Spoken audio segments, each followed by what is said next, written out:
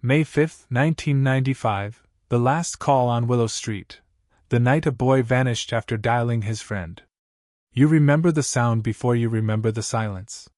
That shrill ring of the telephone, the way it cut through the air like a blade across fabric, pulling you up from whatever ordinary thing you were doing that night.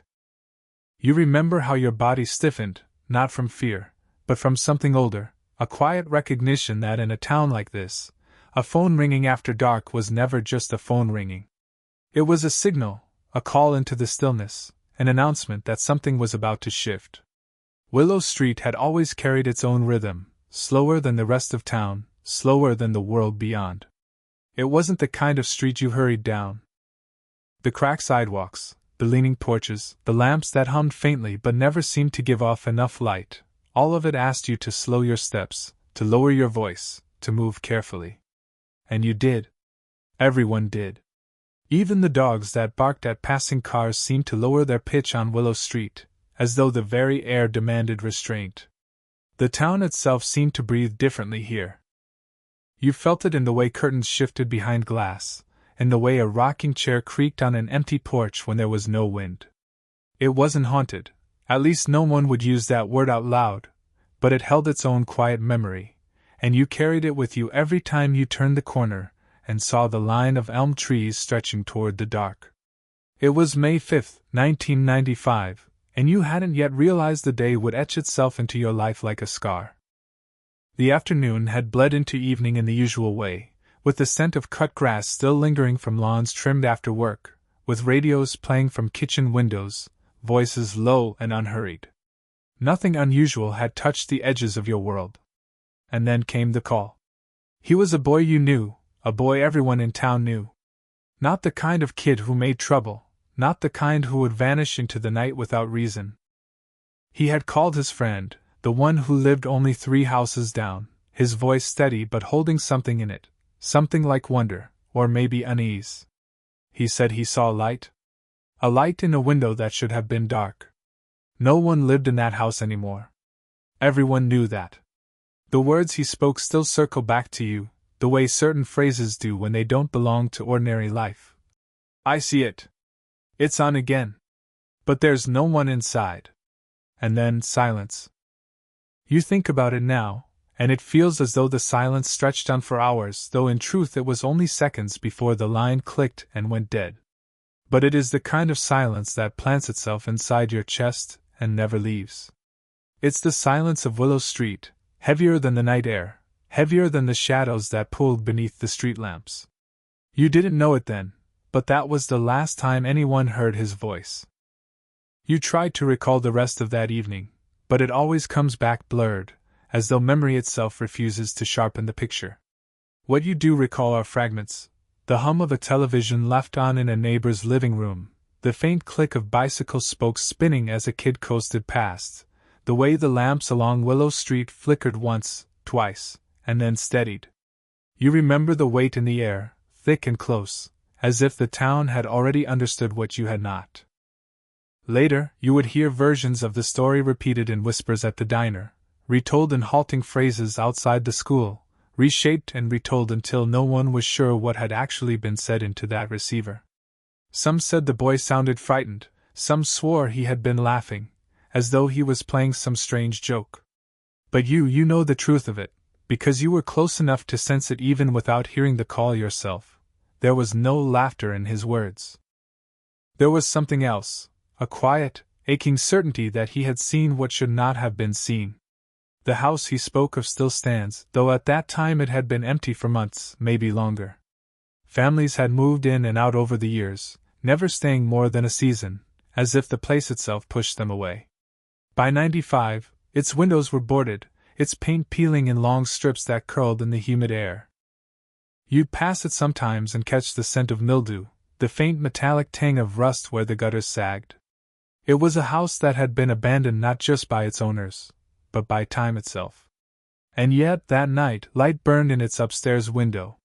The image claws at you even now, a single square of yellow set against the blue-black sky, a glow where there should have been only darkness.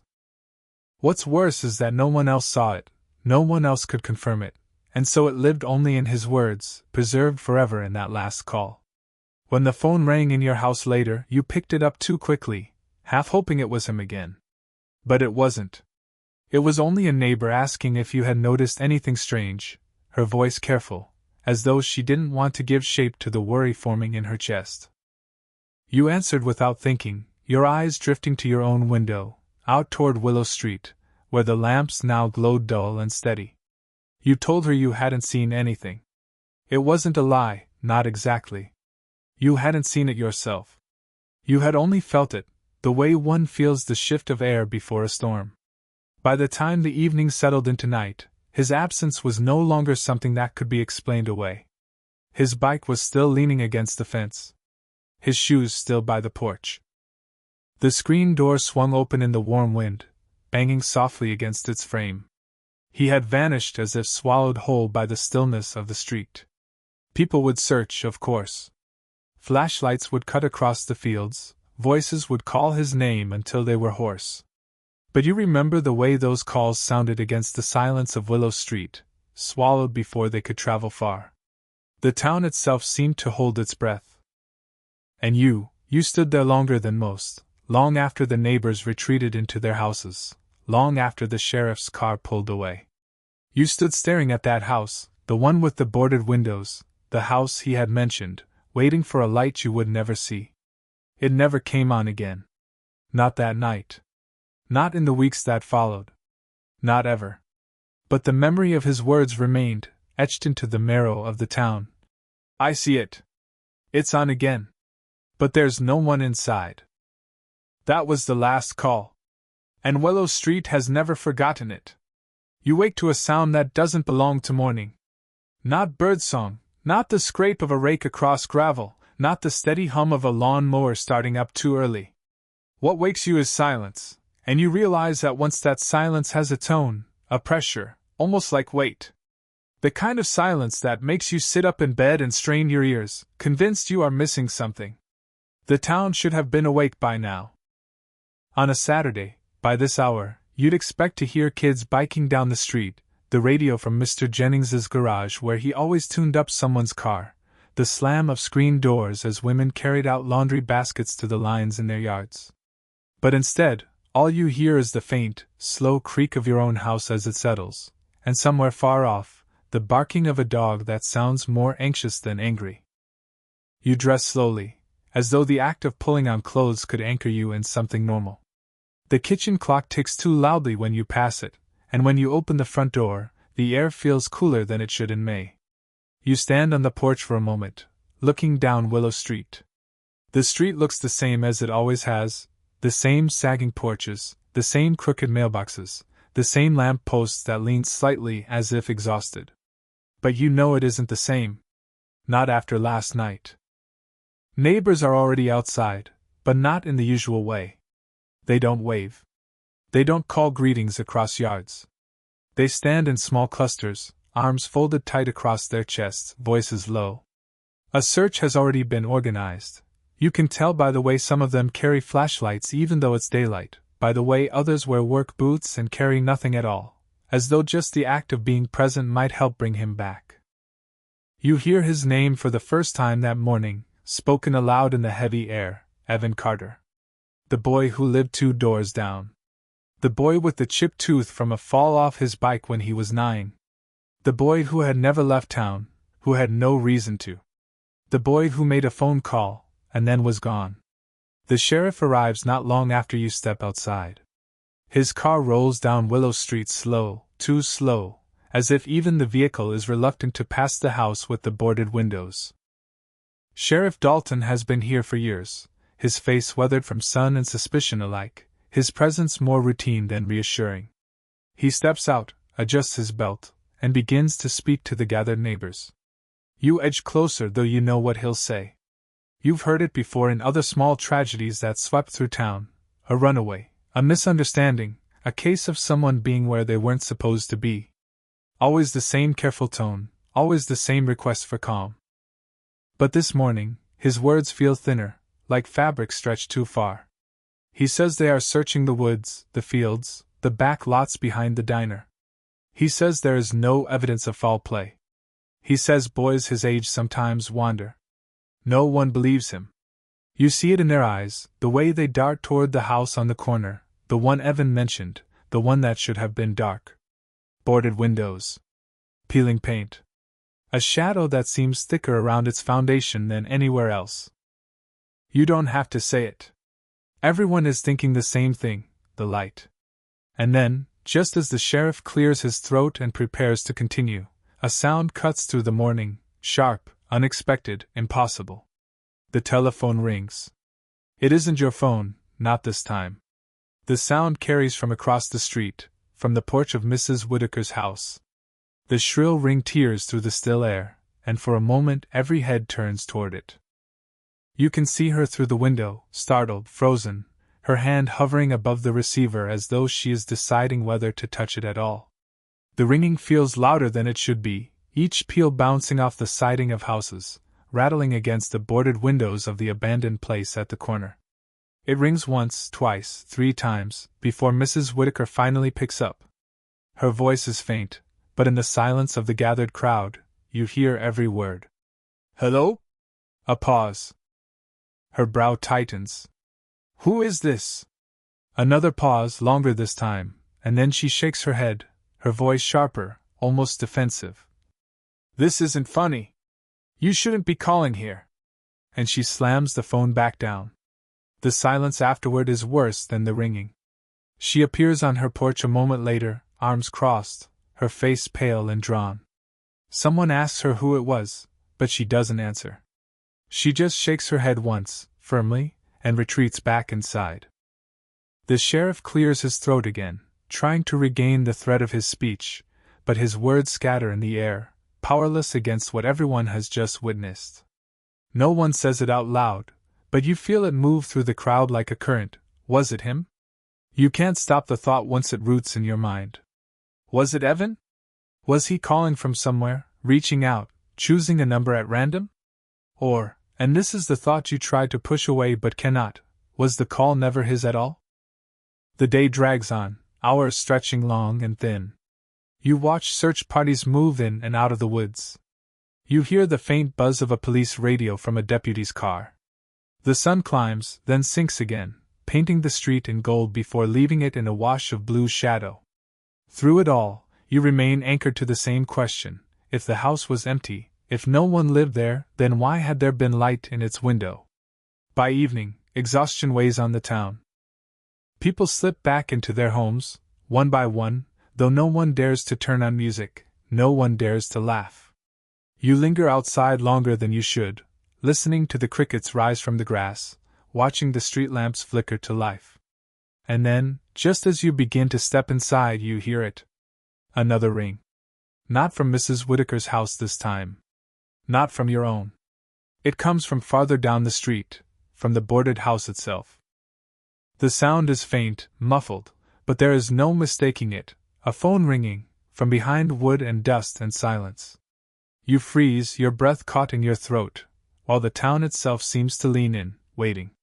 And just like that, Willow Street is no longer quiet. Morning comes with the sound of rain tapping against your window, soft at first, then heavier, as though the sky has decided the town deserves to be washed clean. But no amount of water can rinse away the unease that has settled on Willow Street. You step onto your porch, watching puddles form in the cracks of the sidewalk, and you notice how the rain makes the boarded house at the corner darker still, the wood swollen, the nails rusted, the roof sagging with weight. People move differently today. They walk faster, eyes lowered, as though afraid the street itself might accuse them. At the diner, where you stop for coffee, conversations die when you walk in. Not because of you, not directly, but because every voice is suddenly cautious, careful, stitched together with the threads of things left unsaid. The missing boy's name, Evan Carter, rests heavy on every tongue, but no one wants to speak it. They stir sugar into coffee, unfold newspapers they don't really read, glance toward the rain-blurred windows instead of toward each other. You realize that this is how small towns grieve, not with wailing, not with outward panic, but with silence that grows heavier by the hour. Sheriff Dalton is there too, his hat dripping on the counter, as he orders black coffee. You watch him in the reflection of the chrome napkin holder, the way his jaw tightens each time someone asks if there's any news. His answers are brief, almost rehearsed. Search teams are still looking, no new evidence, no reason to panic. The words sound like they've been taken from a manual rather than pulled from truth. When you leave the diner, the rain has eased to a mist, and you find yourself walking without direction, drawn once more to the house at the corner. The boarded windows stare back like closed eyes, and you remember the sound, that impossible ringing that came from inside. You wait there longer than you intend, your feet rooted to the wet sidewalk, until a voice startles you. Don't stand too close. It's Mr. Jennings, the mechanic, his jacket soaked, his expression unreadable. He jerks his head toward the house. Bad luck, that place. Always has been. You ask him what he means, but he just shrugs, eyes darting to the side. Folks don't talk about it much. Best you don't either. And then he walks away, boots splashing in the puddles, leaving you with more questions than answers. By afternoon, the rain stops, but the heaviness remains. You join a group of neighbors searching the edge of the woods, the damp earth clinging to your shoes. The sheriff is there too, but he doesn't look like a man searching. He looks like a man performing, walking the path for others to see, but never stepping where the shadows grow too deep. It's one of the neighbors, not the deputies, who finds something. A shoe. Small, muddy, but unmistakable. Evan's shoe. You recognize it instantly. The scuffed toe, the frayed laces knotted in a way Evan always tied them, double-looped, sloppy, but secure. The neighbor who picked it up holds it like it might burn, his hand trembling as rainwater drips from the sole. The sheriff takes it from him, studying it with a frown that looks more like irritation than grief. He turns it over once, twice, then slips it into a plastic evidence bag without a word. A murmur rises from the group, a low rustle of voices. If the shoe is here, in the woods at the edge of town, then what does that mean about where Evan went? Was he dragged here? Did he wander off? The questions crowd in, but the sheriff silences them with a raised hand. Could have been dropped days ago, he says flatly. Doesn't prove anything. But you know that isn't true. You know Evan had been wearing those shoes the night he vanished. You saw them by his porch earlier that evening, saw him lace them up before he went out. The memory is sharp, undeniable. As the crowd disperses, unease thickens like fog. People avoid each other's eyes, retreating into their houses, shutting doors and curtains tight. The shoe has made the disappearance real in a way words could not. Something tangible, something that cannot be denied. That night, Willow Street feels different. Lamps glow, but their light is too thin, too weak to push back the darkness pooling between houses. You sit by your window, watching the boarded house at the corner, waiting for any sign, any flicker. None comes. Instead, what you hear is a sound that doesn't belong to night. A scrape, faint, distant, carried on the damp air. Like wood shifting against wood. You tell yourself it's nothing. Just the old boards warping with the rain. Just the house settling into itself. But then you see it. In the mud beneath the elm trees, leading away from the edge of the woods, are footprints. Small, uneven, pressed deep into the softened earth. They don't lead back toward Evan's home. They lead straight to the boarded house. You stare at the prints longer than you should, the mud glistening under the thin wash of lamplight, each step marked with a clarity that denies you escape. They are too small to belong to anyone but a child. Too recent to be explained away by rain or by time. You crouch low, your breath fogging the cool night air, and you notice the irregular spacing. Whoever left these prints wasn't walking calmly. They stumbled. They hurried. They pressed into the ground as though something was pulling them forward, or as though they had no choice. No one else is around to see what you see. The neighbors are locked inside their homes, curtains drawn, televisions buzzing low enough not to disturb the silence. Even the sheriff's patrol car has rolled on, its taillights swallowed by mist. You are alone with the evidence, alone with the footprints leading toward the one place no one dares to speak of. The boarded house looms larger the closer you step, though you don't mean to move toward it. It pulls at you the way a current pulls at a branch caught in the stream. The prints vanish into shadow near the porch, swallowed by the darkness beneath the overhang. You strain your eyes, hoping for something more, a scrap of fabric, a dropped object, any proof that Evan passed here. But there is nothing. Only the silence pressing against your ears, the sound of your own pulse. You tell yourself to turn back, but your feet remain planted. Your eyes catch on the warped boards nailed across the windows, and for a flicker of a moment, you think you see movement behind them, a shift, a shadow, something more than the emptiness you've been promised. By morning, the prints are gone. Washed away, trampled, or simply erased by time, as though the town itself decided they should not exist. When you return with others pointing, pleading, you find only smooth mud and indifferent stares. The sheriff shrugs, mutters something about animals, about tricks of the eye. But you know. At school, the whispers begin. Not all of them are about Evan. Some are about you, about the way you stand too long staring at the boarded house, about the way your eyes linger on silence as though it might answer you. Kids say you're chasing shadows. Teachers hush them, but you can feel the suspicion, the unease curling at the edges of every hallway. In the diner that afternoon, Mrs. Wicker won't meet your eyes. She stirs her coffee, the spoon clinking against porcelain, and when you ask her what the phone call was, the one she received the morning after Evan vanished, she presses her lips into a line and says only, "It was no one."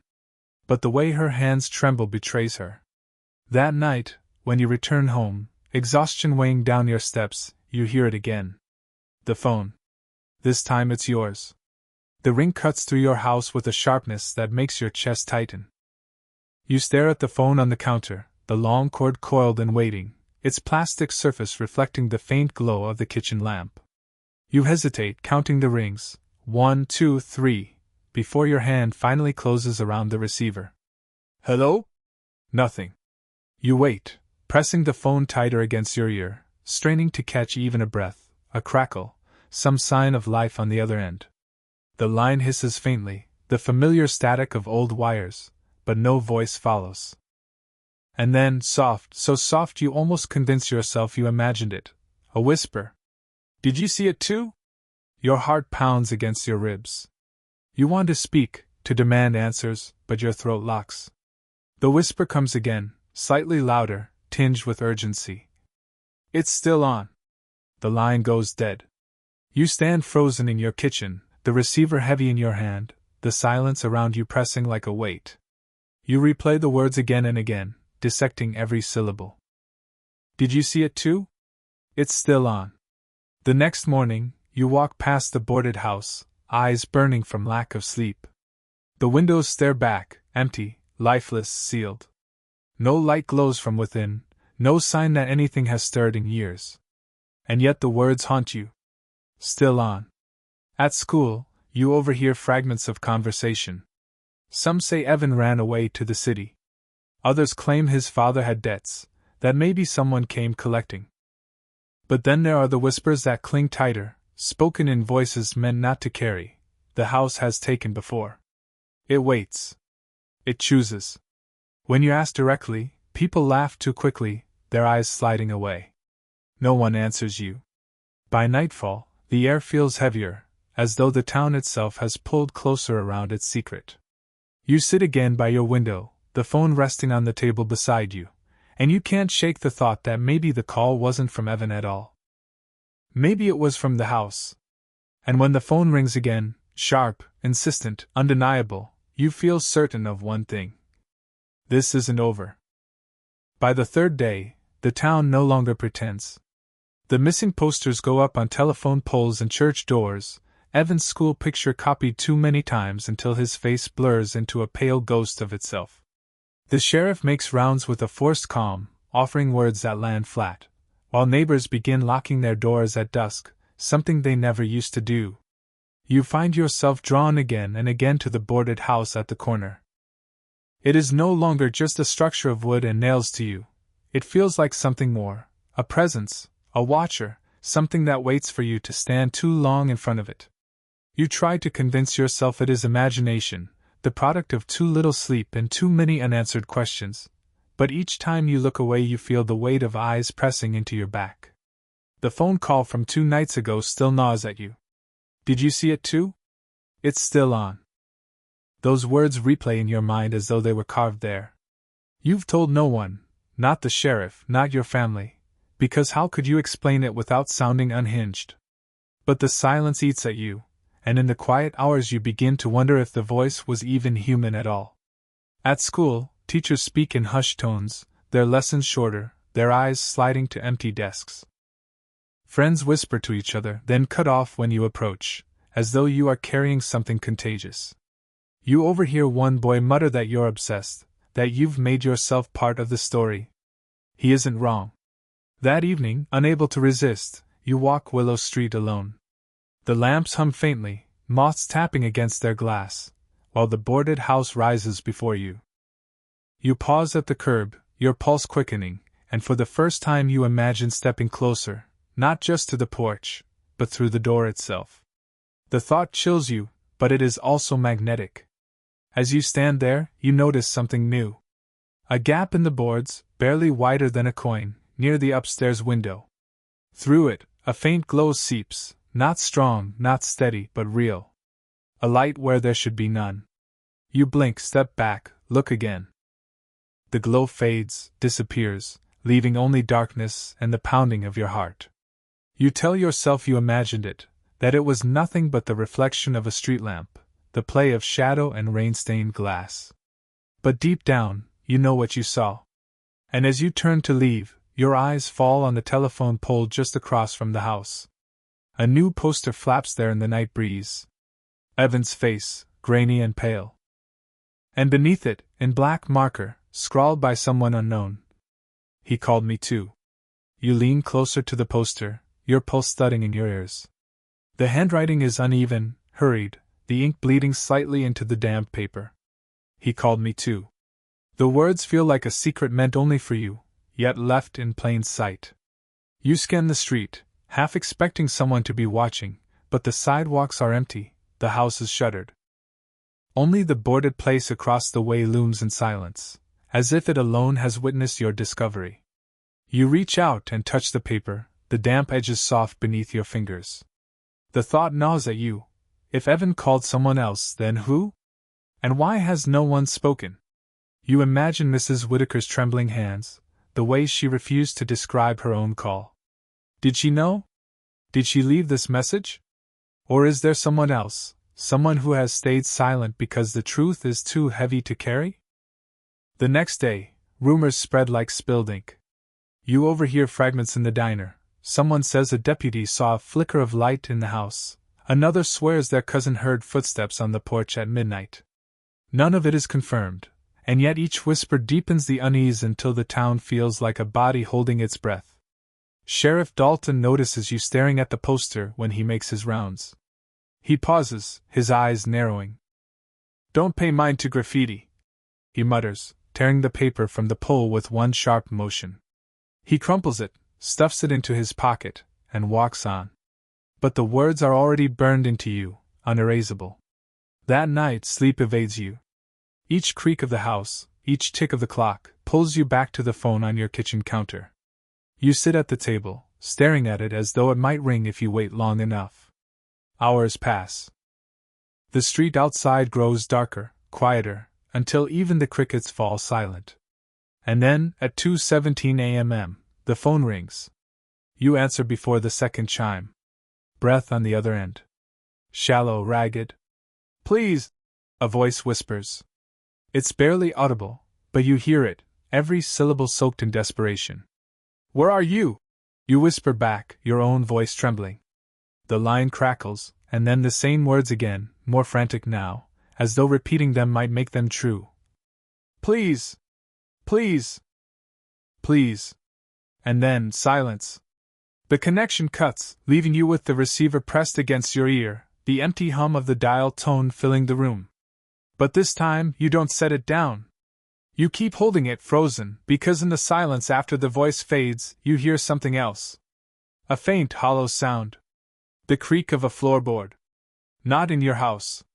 In his. You sit there with the receiver pressed to your ear long after the dial tone has flattened into a steady hum, your body rigid, your breath shallow. The sound you heard doesn't leave your mind. That creak, not from your house, not from the wind, but from somewhere else entirely. Somewhere you can't see but can almost feel, like pressure behind glass. The boarded house. Eventually, you place the receiver back in its cradle, but the silence afterward feels heavier than the noise. You move through your home like a guest in someone else's space, each step cautious, as if the walls themselves are listening.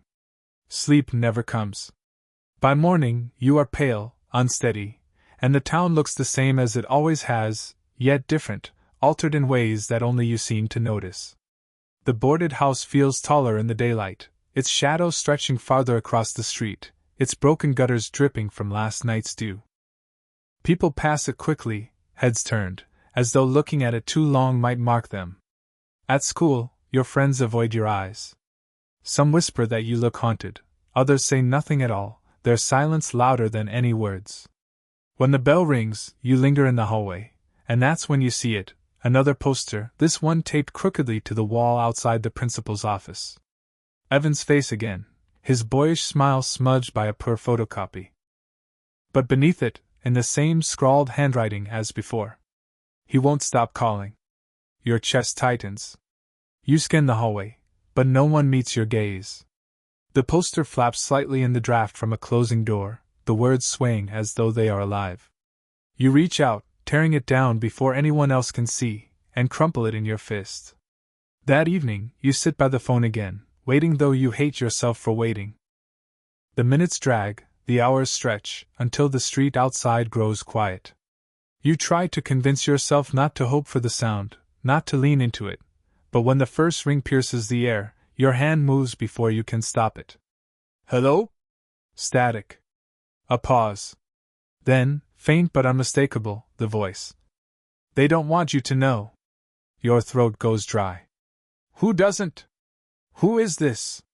A low hiss, the shuffle of air across the line. They never wanted you to know. The connection snaps, leaving you with the hollow emptiness of silence once more. You sit there for a long time, the weight of those words pressing into you, and when you finally glance toward the window, your heart nearly stops. Because the house across the street, the boarded, silent house, is no longer dark. You sit with the receiver pressed against your ear long after the dial tone has flattened into a steady hum, unwilling to let go, unwilling to accept what you heard, though every part of you knows it cannot be denied. That creak, faint, hollow, undeniable, did not belong to your house.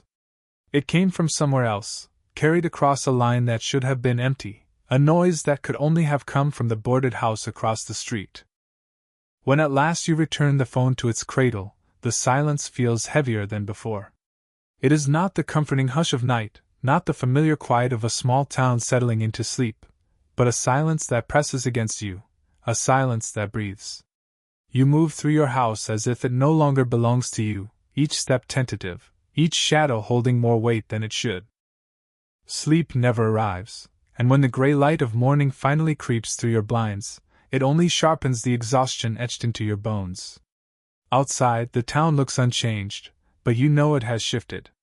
The boarded house looms larger in daylight than it ever should, its warped siding damp from dew, its roof sagging, its boards swollen with rain.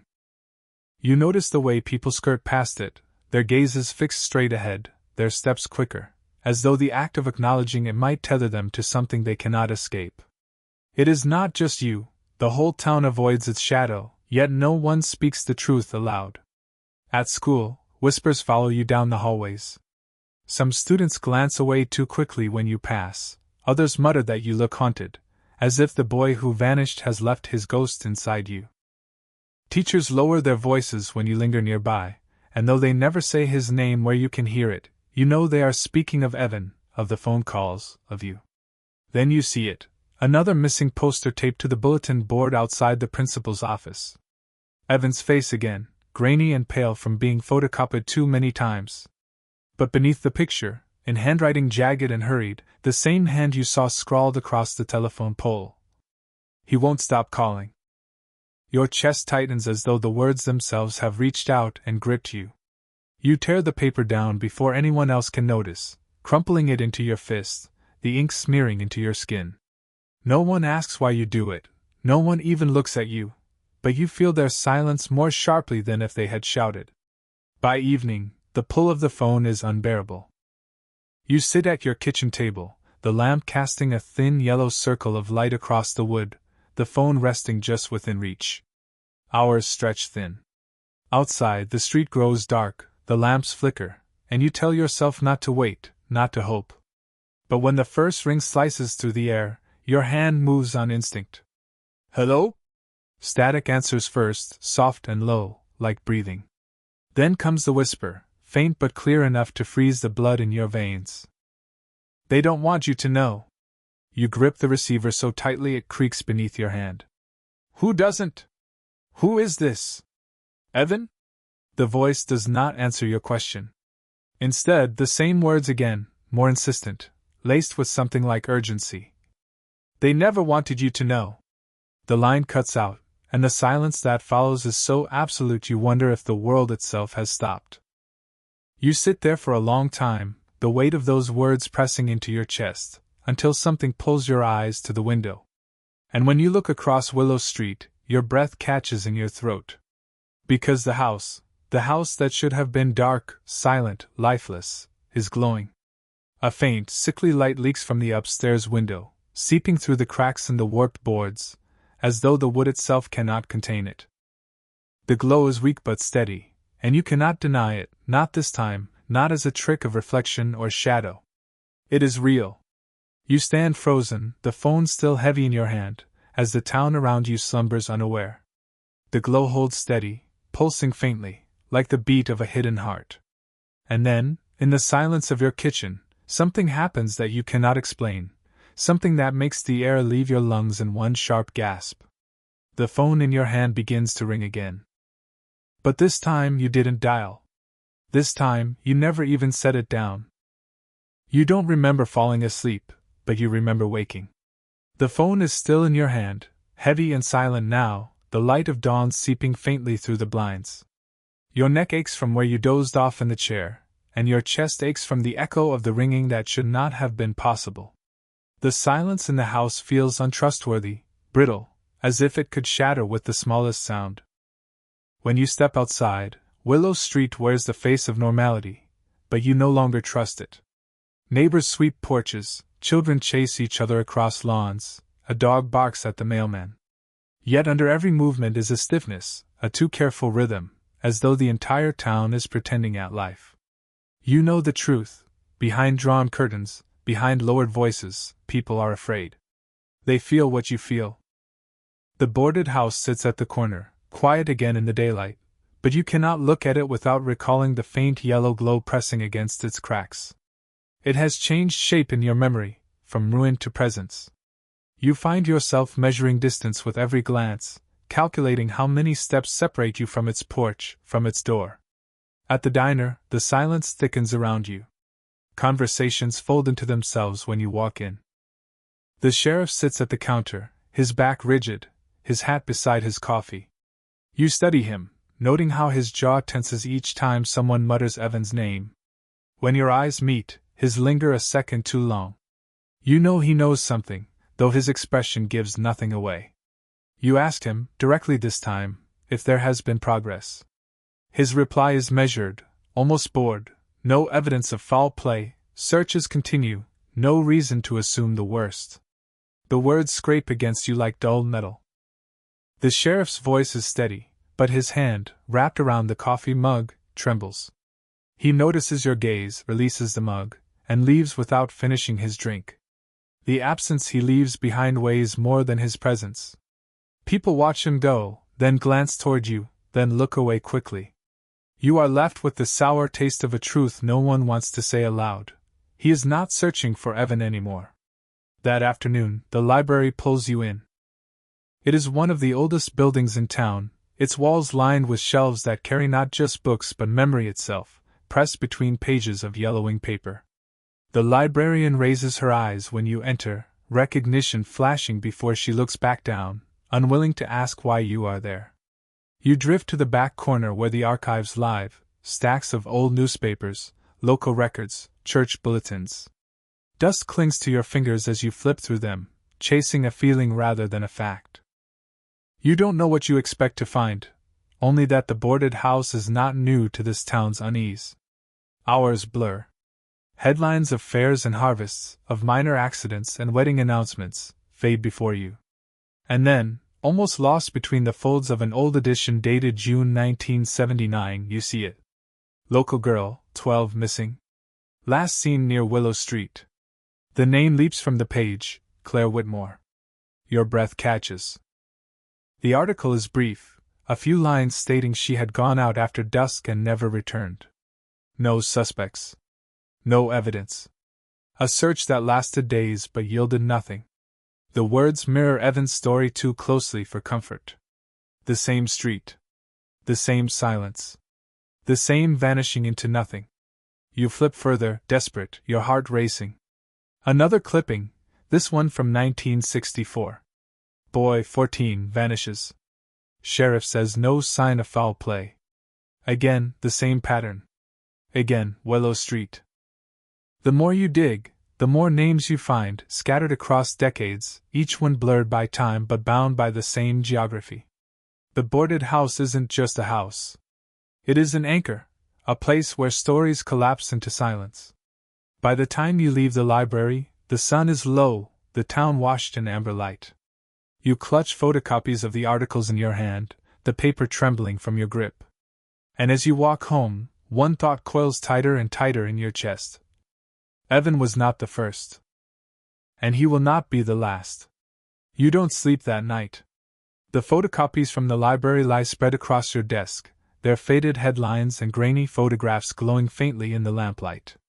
Each name stares back at you, each face a shadow pulled from the same street where you live. Claire Whitmore, 1979. David Hensley, 1964.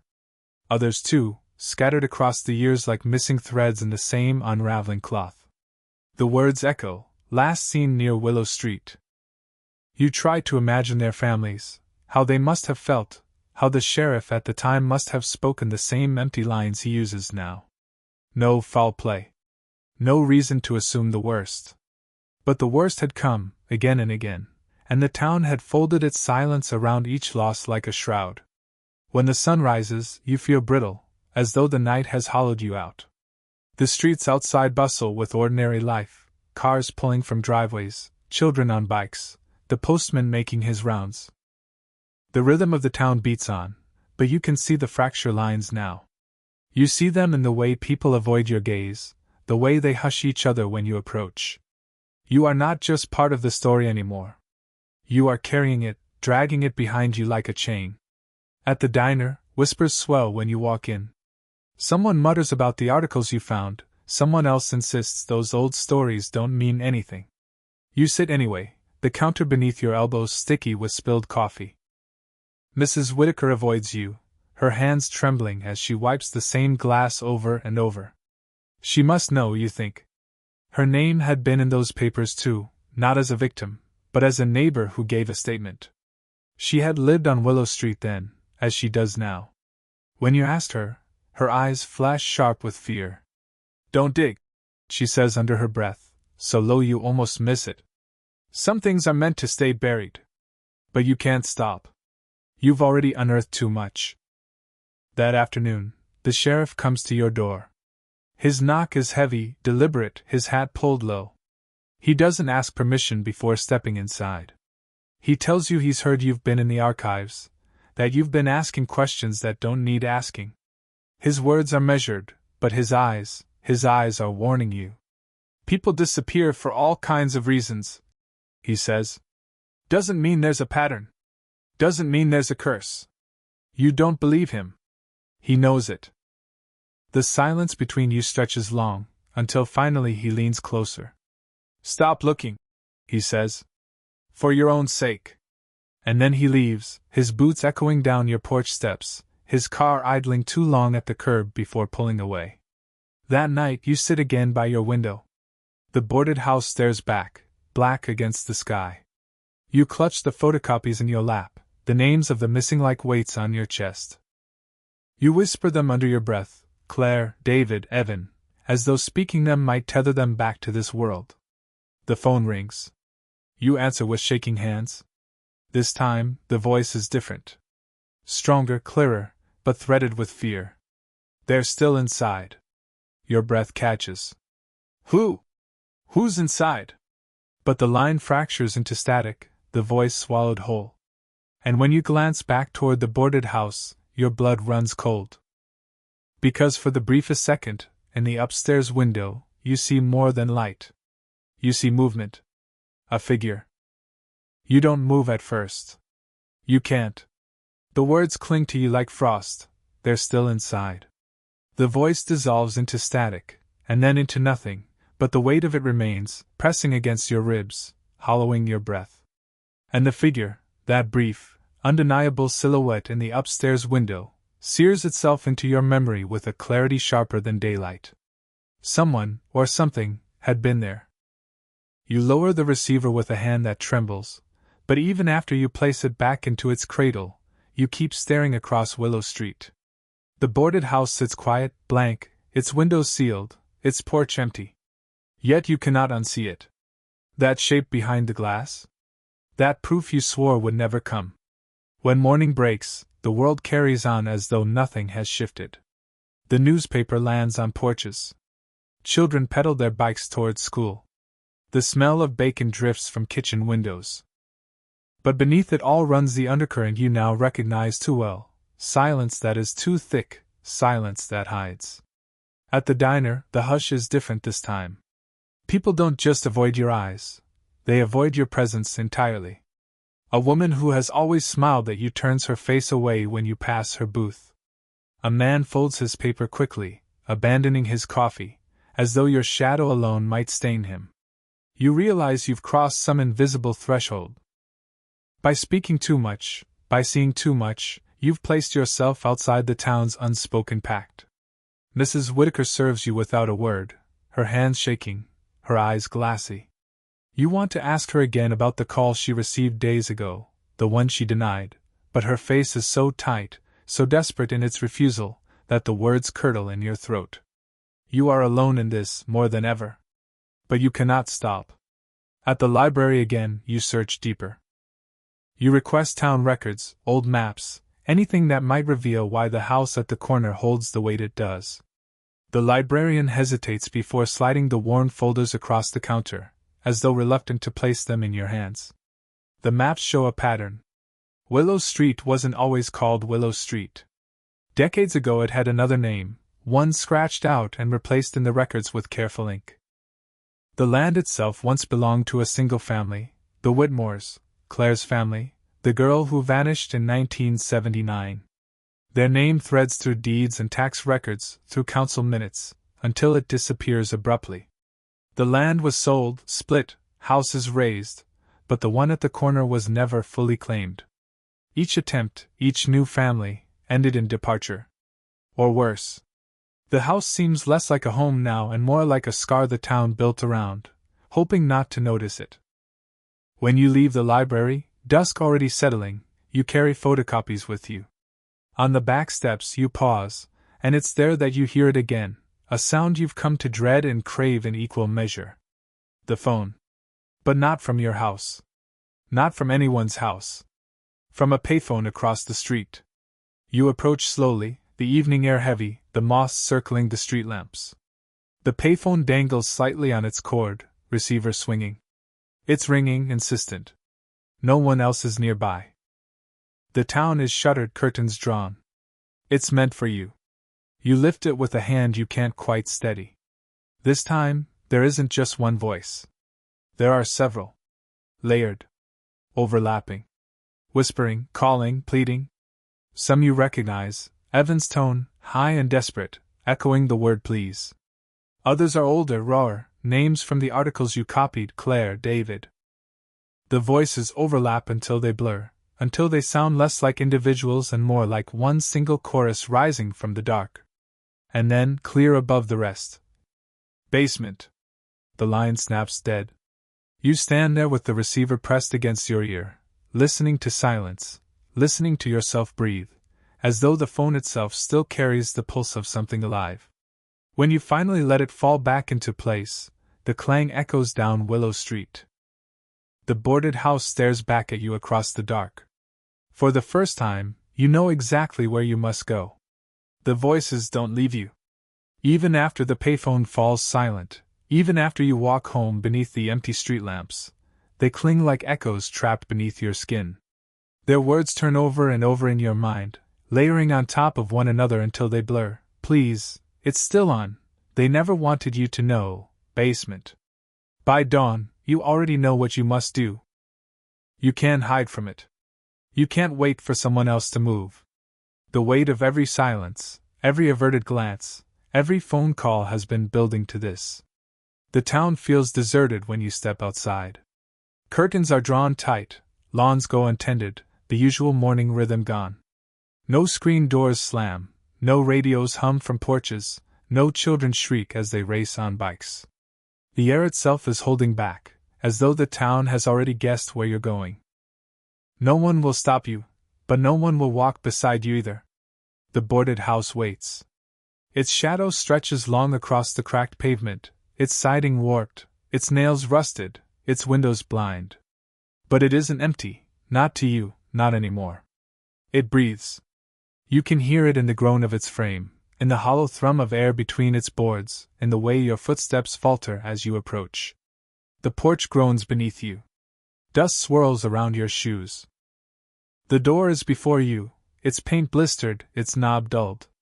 You press your palm to it, and feel a faint vibration, as though something inside is humming, alive. You push. The air that spills out is wrong. Heavy, damp, metallic, sour.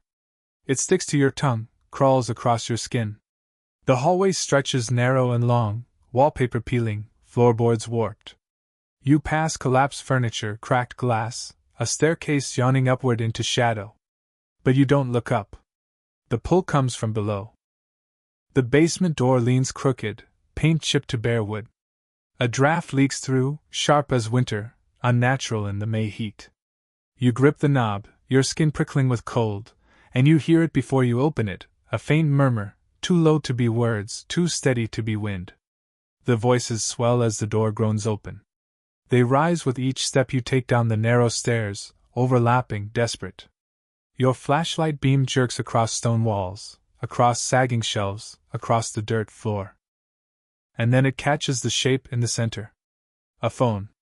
Old, rotary, black plastic dulled with dust, its cord coiled like a snake across the earth. It should not work. It should not hum with current. But it does. You lift the receiver. The flood hits you. Evan's voice first, thin with panic, please. Claire's follows, brittle and sharp, don't let it happen again. Others pile in, names you read in old articles, voices trembling, gasping, calling. They blur into one another until it is no longer separate cries but a chorus. A wail that fills your ears and chest until you can't breathe. And then, beneath them all, a new voice. Lower. Steadier. You shouldn't have come. It cuts through the others like a blade, silencing them. The sound isn't human, not fully, yet it wears the shape of words, the shape of command. Who are you?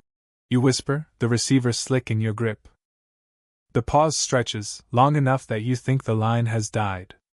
And then, almost amused. You know. And you do. Somehow you always have. This house isn't haunted by what it took. It is what it took. The silence of the town, the denial, the refusal to speak, it all feeds into these walls, into this phone, into this endless loop of calls no one wants to answer. The sheriff knows. The neighbors know. And now so do you. The receiver shakes in your hand. You want to drop it, but the voices swell again, crying, pleading, begging to be heard. Hands pale, thin, seem to press against the edges of your vision, reaching from the dark corners of the basement. Children's outlines, blurred and flickering, shifting between shadow and substance. Their mouths move, but the only sound is the endless ringing. You drop the receiver. It strikes the dirt with a crack that echoes far too loudly. And the ringing starts again. Not faint. Not distant. Deafening. It isn't just from the phone at your feet. It fills the house, every floor, every wall vibrating with it. The boards above groan. The staircase shudders.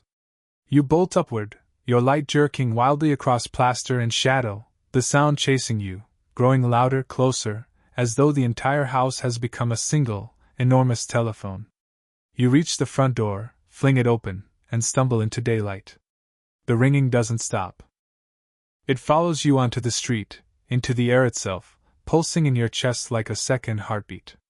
You run across the cracked pavement, through the silence of neighbors watching from behind curtains, through the weight of a town that will never say what it knows. When you reach your house, slam the door, lean against it, the sound is still there. Your own phone, resting quiet on the counter, begins to ring. 1 ring. 2. 3. You don't touch it. You sit at the table, your breath ragged, your ears ringing, your hands pressed to your face. You know that even if you rip the cord from the wall, even if you smash the receiver to pieces, it won't matter. Because the truth has already taken root. The last call is never the last. And as the 4th ring shatters the air, you understand, it will keep calling, again and again, until someone else picks up.